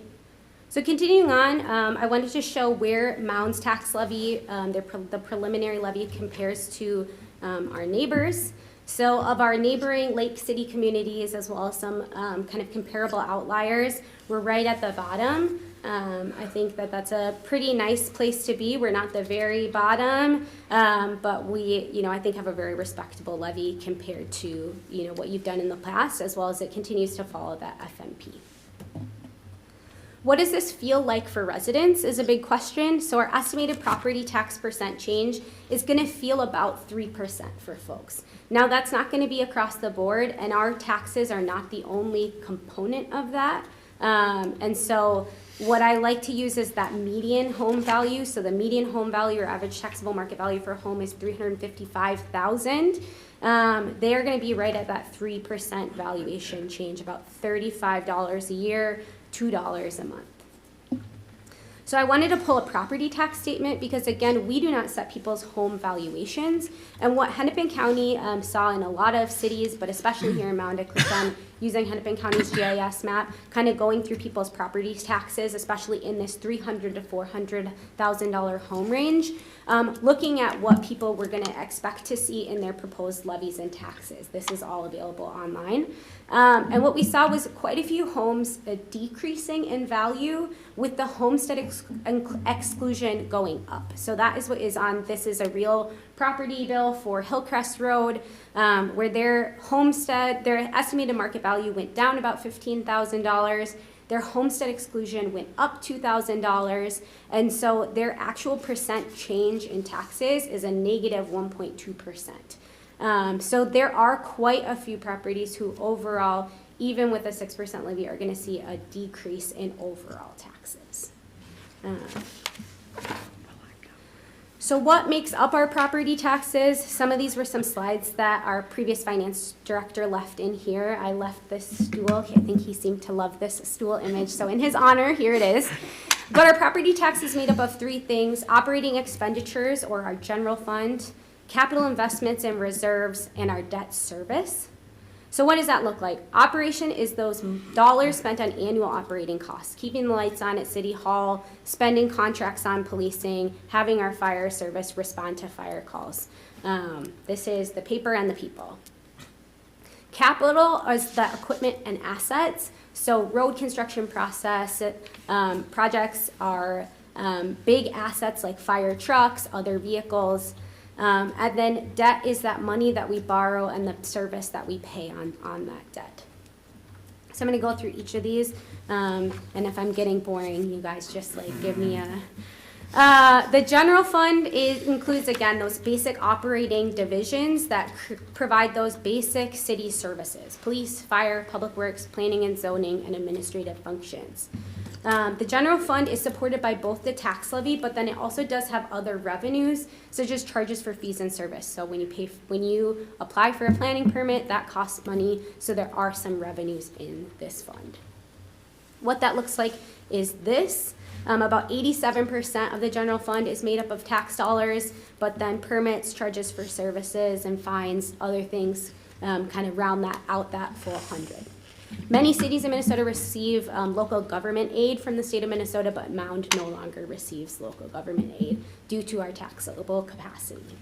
Aren't our neighboring cities kind of seeing the same thing? Okay. Yes, Member Castellano, I think that elite communities are especially seeing that. So general fund expenditures, what does this look like? Operating costs remain stable. But we are going to see an election year in 2026, so we do have a pretty big increase in election judges and administering that election.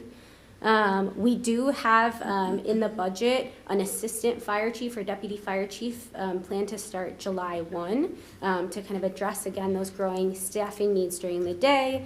And then that code enforcement technician, along with phase 1 of the 2050 comprehensive plan. So our CIP, that capital investment, we have a little over $500,000 here. That includes an F-150, some other equipment, flooring in the fire offices, things that are sort of necessary to keep us going.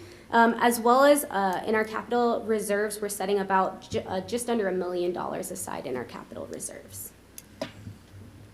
Debt service, our final budget has about $776,000 of debt service. The financial management plan also is really working to reduce that reliance on debt.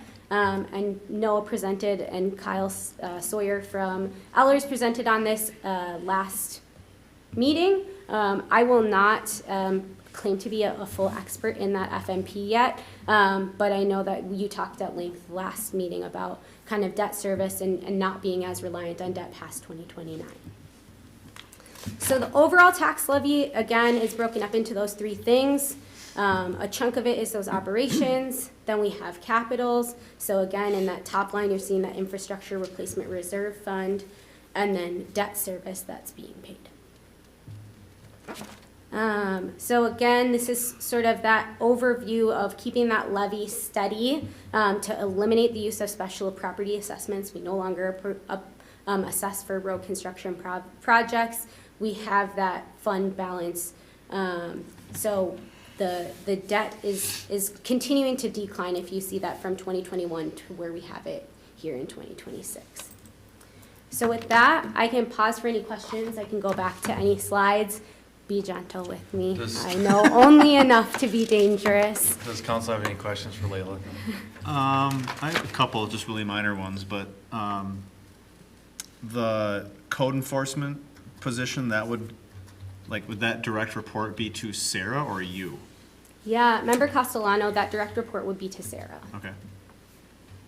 And then I think it's worth pointing out too, we had in our last finance committee meeting, we talked about, I think I asked about like the code enforcement outsourcing, because we had two things on our priority list for 2025, was improving customer service and resolving, I don't remember what the actual like item is, we had 26 of them, but like the improvement on code enforcement.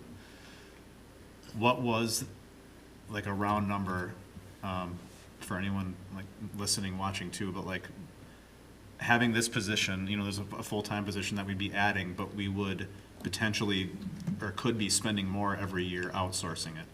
Yeah. Right? Yes. Member Castellano, I think you're asking a good question, which is, much like we contract Bolton and Mink or HKGI with Rita, we could outsource from a company who does code enforcement solutions. A very fun fact is that I used to do that. If you want to grow up and be me, you can go yell at people about their property. And, I think we probably would spend somewhere between $100 and $150 an hour. Realistically, that person probably needs 2 days a week. So, I think the quick math on that is a pretty substantive number, and that's not the full-time year-round support that we would get from an admin who would be here every single day and answering the phones every day. That was a challenge when I did the contracted planning work did it for the city of Shoreview, and people would be annoyed because I would only be there Mondays and Thursdays, and in the in-between days their calls are not getting answered. And so there are companies that do that. I'm not sure that it is something that's going to really solve the problem that you're looking for, which is that consistent and reliable service. Yeah, but I think it would in-house, also be more expensive, which it'd I be think more is, expensive, and in-house it would be more reliable. Yeah. And I think we talked a little bit on part of it also being, it's kind of a bigger task, but like creating I don't know if process is the right word, but like a timeline of like when someone calls, what's the, response within 24 hours, and then whatever within 72 hours, and like we'd have like bullet points for them to hit. Yeah, Member Castellano, I think that that's something that once we have this position established, we'd like to come back to the council with either potentially having a consultant kind of walk us through your expectations, as well as our code. What do you mean when you say like that property doesn't look good, right? Helping us try to understand as a council what level you want to be at in terms of enforcement, but then also documenting that expectations and process. So if I'm a resident and I call and complain about something, I understand, what is going to happen. On some of these larger projects where people get really frustrated, sometimes the answer is we're just waiting to get to the place of litigation, but making sure we have a person who is answering the phone every day able to do that. And I think given our field officers' constraints of, for example, last week, that person was called to a support call in the city of Minnetonka from 1 to 5 p.m.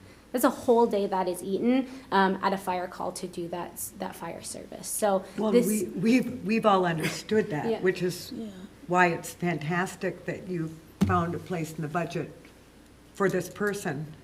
And again, just for response time, even if it's just to call them back and say, we've heard you, here is where we're at today, just to give people some kind of feedback, whatever that feedback will be. I think Layla's term was improving the external customer service, and it is like hopefully a lot less of the, I haven't heard from anybody in like 3 weeks, is anything even happening, you Yeah. know?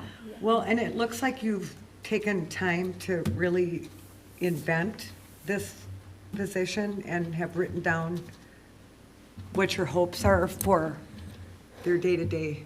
yeah, Sure, if I may, I'll say, yeah, this is the distilled version. I think that we would like to get into the new year and really utilize the winter to sort of explore what we can do more of and what the council might see. Layla touched on it, that we really would like to engage the council and answer some of these questions, because I think some of the code is very straightforward. Some of it is up to sort of the interpretation of the person reading it, and that's on our side and the resident side. I mean, that's, so what we'll need, or what we would request, is that we come out sort of in the spring when the grass starts growing again and people start parking things in their yards or whatever, is that we have a really robust system for answering these calls, following up on them, and then also backing it up with that this is not only it's not only the priority of the council to be more responsive to code enforcement, but specifically on, say, 3 certain things or 10 certain, whatever we come up with. But I mean, things slow down in the winter a little bit, so I think this is a really good opportunity to sort of get into this and finding a spot for it. And I think that slide with the 6% levy increase falling at the very near bottom from all of our neighbors is telling. And I think, you know, I thank Noah if he's listening somewhere on the work he did before he left, Yeah.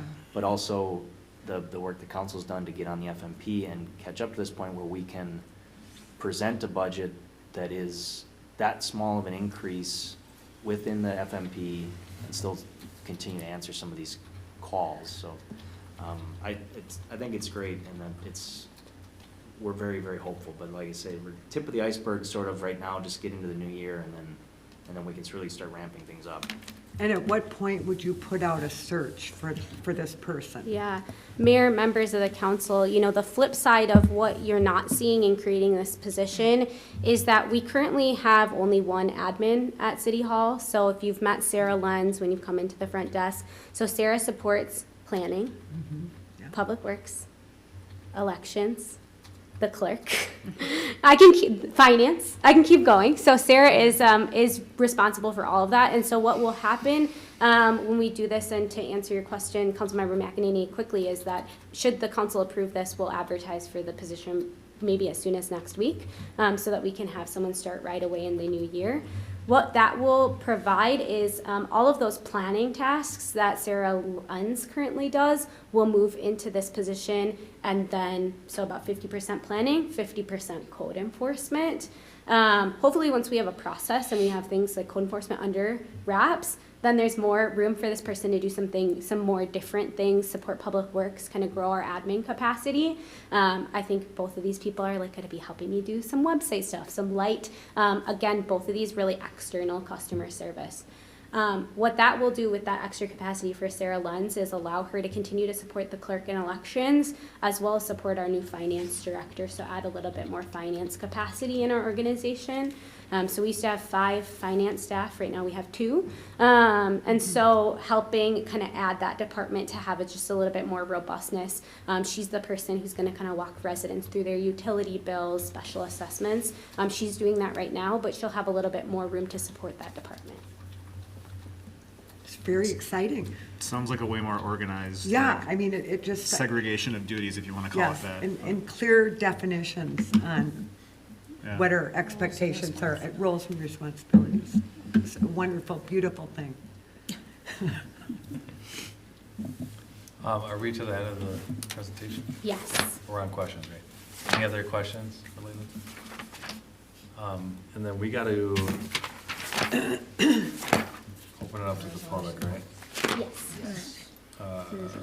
Before A, right? Okay, so I'm going to open up to the public. If anybody wants to come up, they This is where can we missed out. come up and talk to us.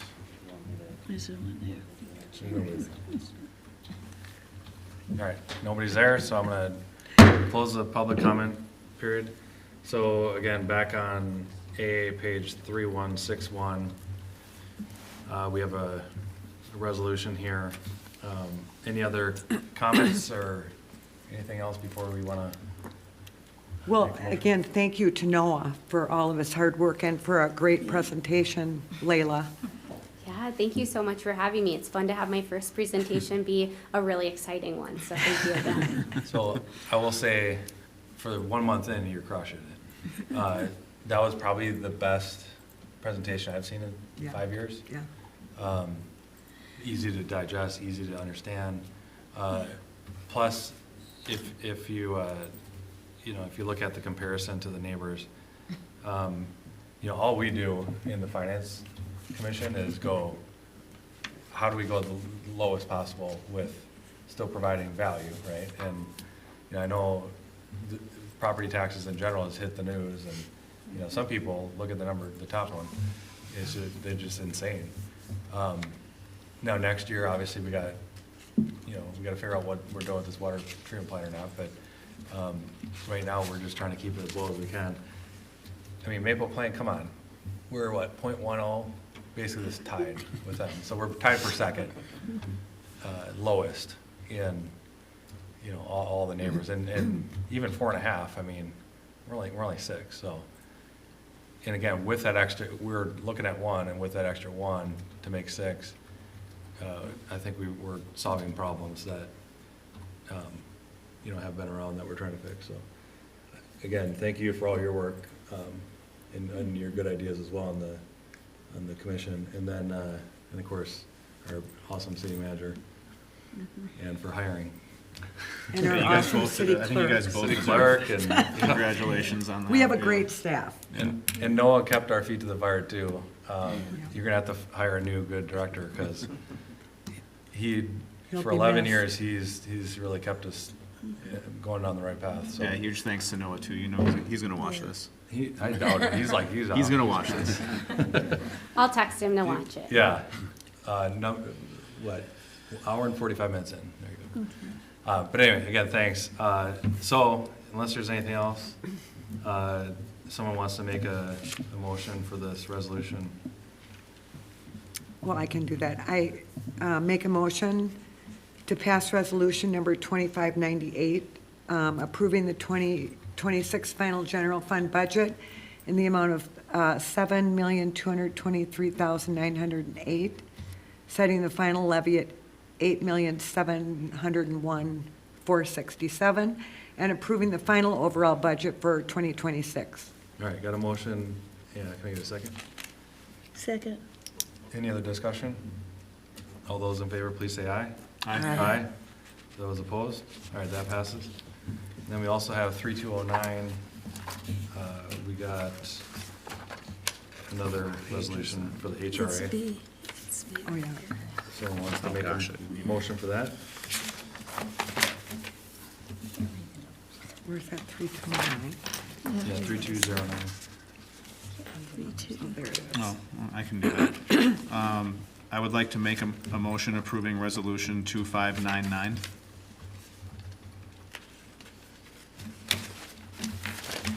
All right, got a motion, can I get a second? Second? All right, I'm gonna give it to you. Okay. All right, any other discussion? All those in favor, please say aye. Aye. Aye. Those opposed? All right, that passes as well. Thank you again. All right, number 9, we got council discussion action on appointment of city commission members. Just so the public knows what we're doing. Our city has basically kind of rubber stamped our commission members, so when you think about parks or planning or docks, we've, if your term's up, we basically just kind of if you want to do it again, you'll get another term. Through our priorities list this year, we thought, is that the best way to do it, or should we kind of see if there's other people out there that might want to do it, or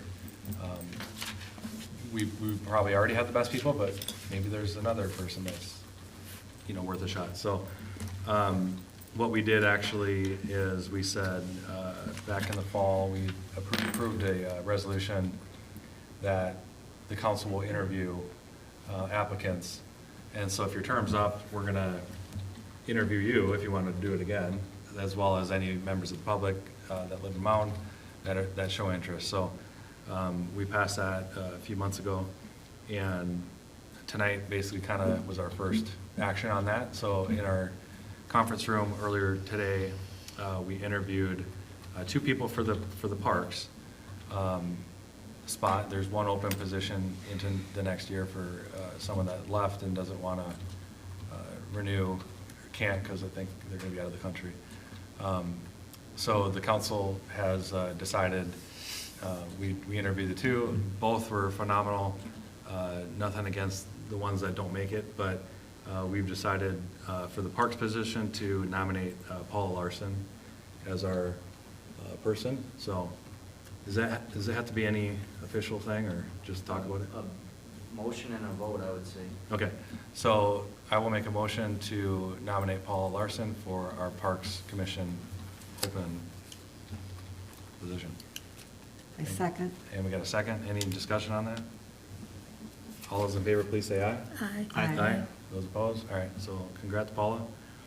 And our other position, we had 4 candidates. One was a person that's already on planning, and the other 3 were not, but wanted a shot at it. And again, we interviewed all 4, and again, great applicants. I mean, really, these aren't easy decisions. We did decide to go with the current person who's on there. Kristen Young. Kristen Young. I remember her first name, I remember her last name. So we are going to renominate, or nominate her. She's been on planning already, so she'll get another term here. So again, I'll just make a motion to nominate Kristen Young to our planning vacancy. And can I get a second? Second. All right, any other discussion on that? All those in favor, please say aye. Aye. Those opposed? All right, that passes. And again, we're gonna, if the people watch this tomorrow that applied, again, I think I speak for all you guys in saying that thank you. There will be more openings, I know next year, as well as. For parks. For parks, yeah, okay. So, please try again. All right, number 10, we got comments and reports from council members. Councilmember Pugh. I have nothing to report. All right, Councilmember McEnany. Pardon me? Do you have anything to report? No, I don't. We're on the home stretch Pardon here. All right, Councilmember Castellano.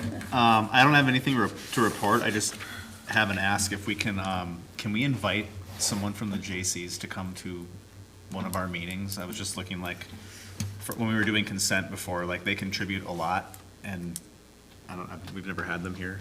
If they would want to come and kind of just speak about what they do, do you think that'd be cool? Sure. Okay. We should consider doing that for the Lions too, because they Yeah, donate a yeah, heck of a Rotary, lot. yeah.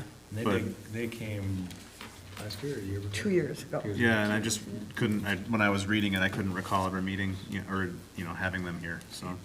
I don't think Jason. Not just to say has it. thanks, but to learn how we could help them more, maybe. Yeah. That's all I got. All right, Councilmember Herrick. Tomorrow morning, we have a police commission meeting at 8:30, I believe. Is that correct? Is it 8? Okay, sorry. It's on my calendar there. So I won't remember. And I want to thank everyone. I guess this is my last meeting of the year. Yeah. And it's been very educational. I encourage everyone in the community to listen and collaborate with all of us. I think it's a very informative role, and we try to do as much as we can to get out and reach out to the community. But there's a certain amount of that they own, and they have to participate. We can't force them, right? Right. So, that being said, I want to thank everyone, including staff. They've been very accommodating and helping me get up to speed. The other thing I noticed, I was reading my little magazine that we get from the League of Minnesota Cities, and this one's for you, Jason. Uh-oh. Not to put you on the spot, but I noticed, you know, we're in that genre of talking to our community and, you know, being transparent. Minnetrista does kind of like a State of the Union or, you know, State of the City. I think that's something maybe we should look into as They do part a of our bus initiative. tour, actually. She puts you on a bus and they drive around. No, well, this is, I think they have a meeting, like, the article I was reading, it was at one of the golf courses or something, they had to expand it. But they invite the community to come, and the mayor and the council participate. And it's kind of a interactive session, kind of a reception to begin with, and then it opens up and the mayor makes a presentation. And kind of very similar to what Layla just presented as far as, you know, the financial status, but also what our initiatives are for the coming year. Obviously, we can't do that in 2026 because that would be really difficult to get, you know, set up and everything. Yeah. But just something like that maybe we might want to consider in our 2026 planning initiative. Like So- one of our priorities? Yeah. Yeah? Mm-hmm. I'm That's a good open idea. to it. I guess the reason, just being defensive, the reason why I haven't done it is it seems like we do the state of the city every council meeting at the end of the meeting. Right, well, and I think the. I do, I don't. Right, no, but what I'm saying is, I think when I read the article, the person that actually wrote it used to work for the city of Minnetrista, I believe. Oh, sure.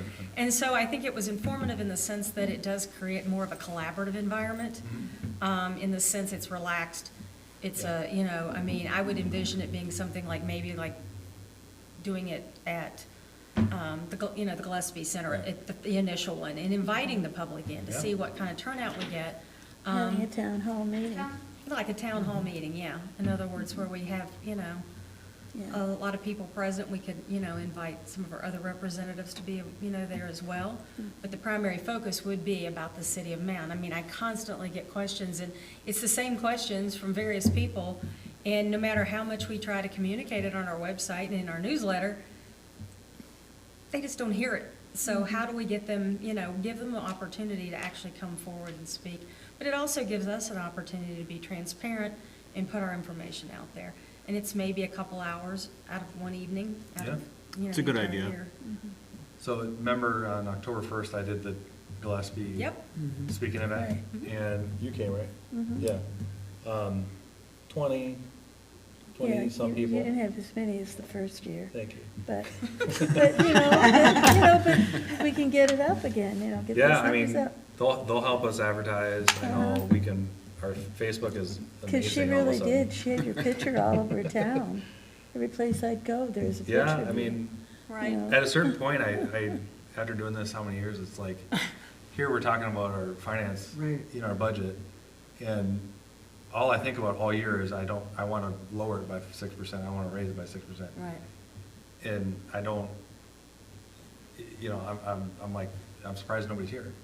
Nobody cares enough to be here in person. Yeah, no, Are they gonna it- come out and listen to me Yeah. yab about something? And part of this, and I mean, I'm sure Layla's up to it. But, You wanna- do you wanna hey, do a banquet? Welcome, and we'll give you something else to do. No, but I mean, promoting it on social media I'm in, and, you know, yeah. promoting it in advance so that, you know, save the date, you know, Yeah. all this kind of Yeah. effort really helps. And maybe it's even, you know, doing it in the summertime when the weather's a little bit better and people are more willing to come out and that they can walk to the event. You know, that promotes that part, you know. How about an evening stroll to We could Gillespie do it Center? in Lost Lake Commons. Yeah. It's a really good idea. Bring Yeah. their lawn chairs and We Yeah, had- like Come we and could sit have a down mound and- picnic, Yeah. I don't know. you know, and the Yeah. ice cream place can sell ice cream cones and, I have to Great. kind Other of partake in restaurants? ours every year at work, and it's a good idea. It's a good way to meet Yeah. people and get out there. And then if you just have like free apps, everyone will show up. Okay. It's a good Well, they're idea. not Mayor free and council because they're member, be paid careful for what by you the wish for. residents. Yeah, free. Because I helped taxpayer run our paid. State of the City in Hopkins. See? And all of our Well done. council members ate very, very spicy hot wings and answered questions about the city. So there are very fun ways to do it. The city of Richfield does like an ice cream social as part of their State of that the City. Yeah, the Hopkins, typically we would do like sketches or skits that the council members would present in. So we did a Parks and Rec theme. We did Wheel of Fortune. We've like game shows, things like that. Last year we did Hot Ones, which is a YouTube series. So our council ate very, very progressively spicier hot wings while answering questions about the community. We did it in our art center, which sits about 600 people, and we would have a pretty solid turnout on that. We paired it with a taste of the city, so we gave a stipend to restaurants to vend and give out free food. So definitely ways to do it that are not as boring as a council meeting can be sometimes. So it's something that we could put on the goal setting for next year, is to start to think about a more fun way to do it. I love a outside, Yeah. summer situation perhaps Be more than fantastic. January, but. just not do it in Yeah, July I or would say August. just be careful what you wish for, because I can come up with some fun ideas, but you might not like them. Well, I know a lot of the state of the city things are that, that first quarter, just, kind of prepping for the new year. And I know like the mayor or the governor does it, and, all the different mayors. And I know, first of all, I haven't been invited to some of the other ones, not because they don't want me, but just, our city's not included in their little debate that they do. But I know like Tonka Bay and Shorewood, they do like their own little state of the, and then they just go around and ask questions. Like they have a moderator and just, kind of like the League of Women Voters type of deal. Again, you never see the audience, you don't know how many people are actually there. But then it is on social and, the internet and stuff, so people can see it. So, yeah, I mean, I'm open. Or we could do it in the fall. I mean, the liquor store, it looks like already bought an Oktoberfest costume for Bavarian. Oh, my God. Yeah. Oh, he'll do anything German Yeah, related, see, so I German mean, fest. there we go. Anyway, I- moving on. I regress, sorry. Well, I think if personally, tactfully, at least for our first one, I think we would have to copy, what Minnetrista does at the golf course. I mean, not at the golf course, but at like We don't Gillespie, because it's in Mound. But they do it at their golf course because it's in Minnetrista. And I think they charge for it so that the cities aren't paying for it. Like any apps or any Which is, things. to Layla's point, Yeah, we we do could a get Surfside restaurant. or I mean, whoever it to might be kind sponsor of it. fun to do it with the Yeah, so restaurant. we're- thing. Yeah, it would be. So we're not Let paying. them set up booths and Yes. food available. And they'd love that too. Yeah. Right, because everybody liked the Christmas, or not the Christmas, the holiday event, and we didn't have, that was one of the suggestions, we needed food. Yeah. So maybe it's kind of a And that combination. helps bring people out, because, Right. you get a dinner. Well, it becomes more social Right. for them. So, yeah, I'm open to that, if people want to hear me talk, or, that's fine. We'll come up, More than 20 people? We'll get a PowerPoint. and, Well, I mean, whenever we start doing budgeting, so, I mean, obviously, August, it's hotter than Hades, we probably don't want to do it in August, maybe it would be a fall event where we're already starting to plan out the budget. I would say personally, January, February, March. Because then not you're setting up the standing in the year, park in you do January. have people that, it's cold, well, what am I gonna do? I'm gonna go get a dinner tonight. In the spring and the fall, I don't think people are gonna show up as much, because it's like, I'm out on the boat. Am I gonna go to that drag tonight, or Yeah. go on the boat? I don't know. And Well, in you the fall, could that's fine, we definitely can do make that. it a lovely event. fun event too in Yeah. the winter. I mean, make it warm and Right. inviting, and we'll leave the fun department to Layla, and you'll come up with something. Well, do we wanna chat about this again in our priorities next Yeah. year? Or I are would we, like do to. we In wanna say, priorities. let's start thinking about what we're I doing would just for add March? it to the priorities. Yeah. But I mean, if we're gonna do it like March or something, should we start having some brainstorming, so then should we add it to the priorities like right this minute? So then they got a month to think about it, and then come back with some ideas already. Depends on what time of year you want to do it. I mean, if you're going to try to do it by March, we got to start now. If you want to We wait could till just make summer the- or fall, we can do it later. We could just make the priority to start planning to have it, like you said, even if it's not till 2027, I mean. Isn't that what you were looking at doing in 2027? Yeah, Mayor, members of the council, I think that, one thing I also want to start working on for 2026 is like an annual report that would come out at the end of the year. So I think putting those two things together, that's typically in Hopkins, we would actually hand out that annual report that we'd have printed out at State of the City. So I think, given our vacancy in the finance department, I would suggest, pushing it to 2027, and that way you have a whole year to really holistically look at what other communities do and figure out what you would want that to look like.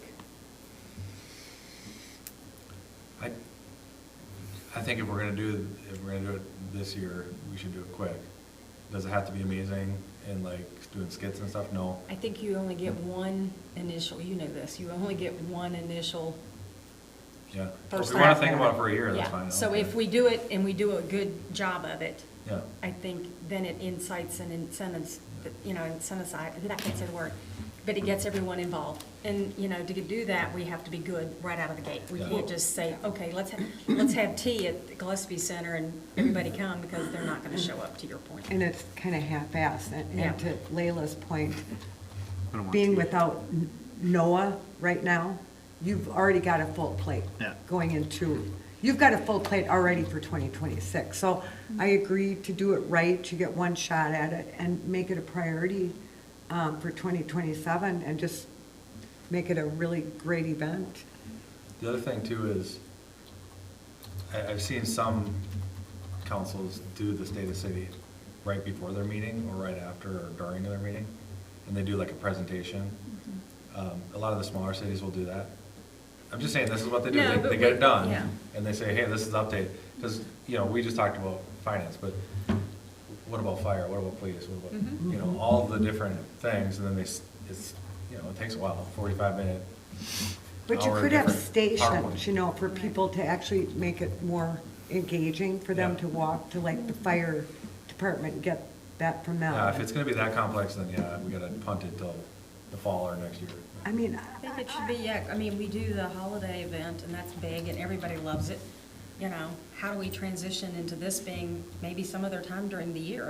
I don't know. Those are all Yeah. things, I think we probably need to discuss it. Okay. Yeah, we should keep talking about it. Yeah, All I right. think there's, yeah. because I do like adding the fire department, adding Yeah. Public Works. And even the staff. Orono Police And would the be Orono Police, kind of you know. interesting. They have so many great stats that people might find interesting. We can have the dog. And I'd also like Public Works, Yeah, I do too. because people look at Jesse's like, no.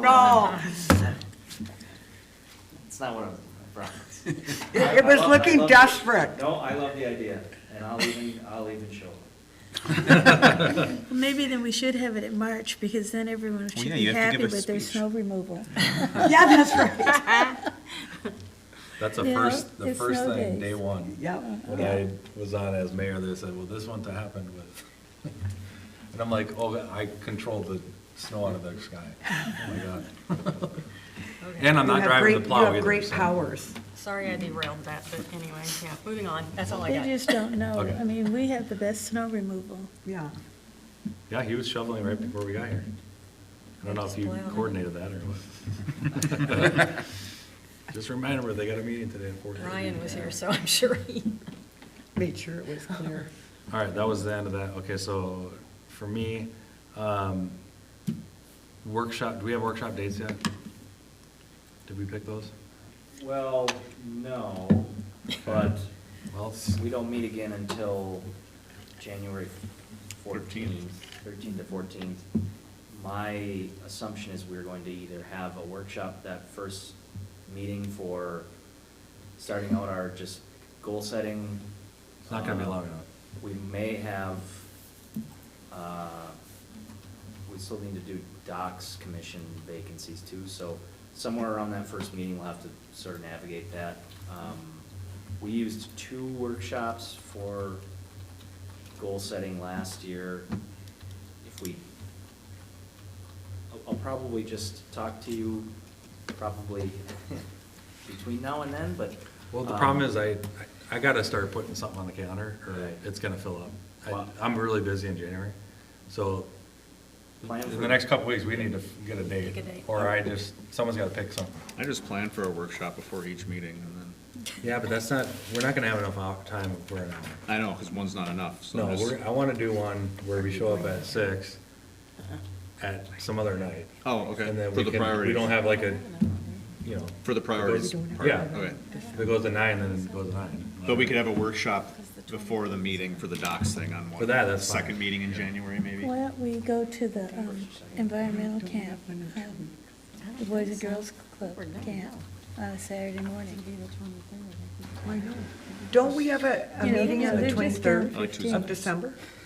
Yeah. No? Well, think I'm so. just saying, you know. So it this can- is our last can be- meeting in December? Of this year, yeah. Yeah. Oh my So God, we I have, would like, have worn a more Christmassy outfit, for heaven's sakes. We'll wait. Yeah, you can still come. I thought for sure we had another meeting. Okay, Oh, so, that's a lot to cover then in January. I can see why January's gonna be so crazy. we're meeting on the 13th, right? Mm-hmm. So in planning's the 6th. It's what? So just throwing it out there, I mean, what about like Monday the 12th? Mondays work for me. Okay. Monday the 12th, For a workshop? 6 o'clock workshop? For Monday, what, January 12th? Priorities workshop? Just make sure I'm on the notice, yeah. I don't know. I gotta look at my calendar. January 12th's a Monday. Yeah. No, I feel like I'm out of town, but I'll let you know first thing in the morning. Okay.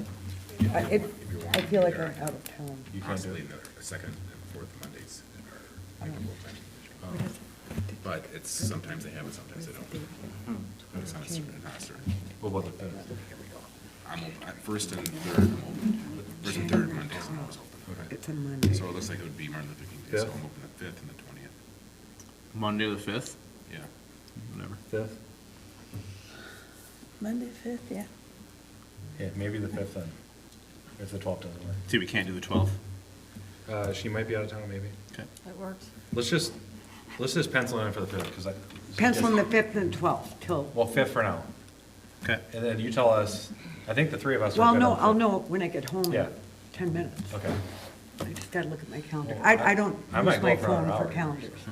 I would prefer the 12th, but I can do either. I don't know if anybody else cares, but. Jesse? I'm open both, so. Okay. So anyway, the 5th or the 12th at 6.